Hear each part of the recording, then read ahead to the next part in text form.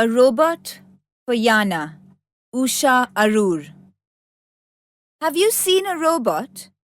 Robots are machines. They can do difficult work for us. Some robots look like people. This story is about a robot who was like a person. Our story starts with a man called Jana. He lived alone in a large house with a garden. Every day, Jana had to do a lot of work.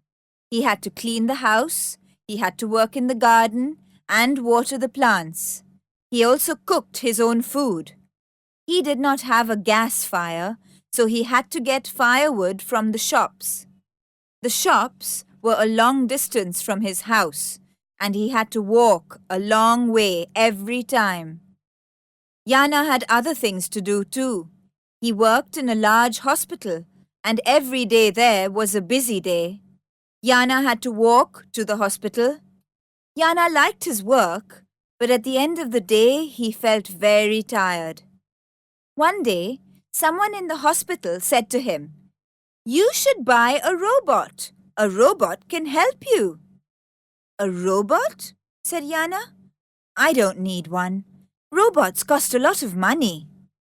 But as he went home, he thought, "Should I buy a robot? Maybe it is a good idea." So he bought one. It was a lovely, shiny robot. It was a machine with hands and legs and a gentle face. "I'll call you Robot," said Jana. Robot worked very hard. He cleaned the house. It only took him a minute. Every day, he cooked the food. He brought the firewood from the shops. It only took him 5 minutes. He looked after the garden. It took him 2 or 3 minutes. That was all. Now Jana was very happy, and he did not feel tired at the end of the day. But now there was no work for him to do. The house was clean, the garden was green and beautiful, and the food was good. Many months went by. One day, Robot asked him in a quiet voice, "Could I come with you to the hospital? I could help you there." "Oh, that's a lovely idea, Robot," said Jana.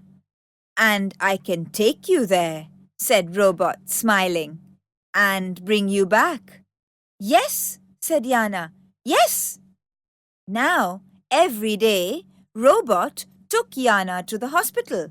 He did all Jana's work in the hospital. He looked after sick people and he made up their medicines. He tied bandages for them on their heads or arms or legs. In the evenings, he brought Jana home. He carried him on his shoulders. One day, Jana got up early. He felt like doing some work. "I'll clean the house today," he said to Robot, "and I'll work in the garden." "No, no," said Robot kindly. "I'll do all that." "Why then, I'll walk to the hospital today," said Jana. "It's a nice long walk." "No, no," said Robot. He took Jana's hand. "I'll take you," he said. It was the same in the hospital. Robot tied the bandages and made up the medicines. "That's my work," he said. He worked really hard.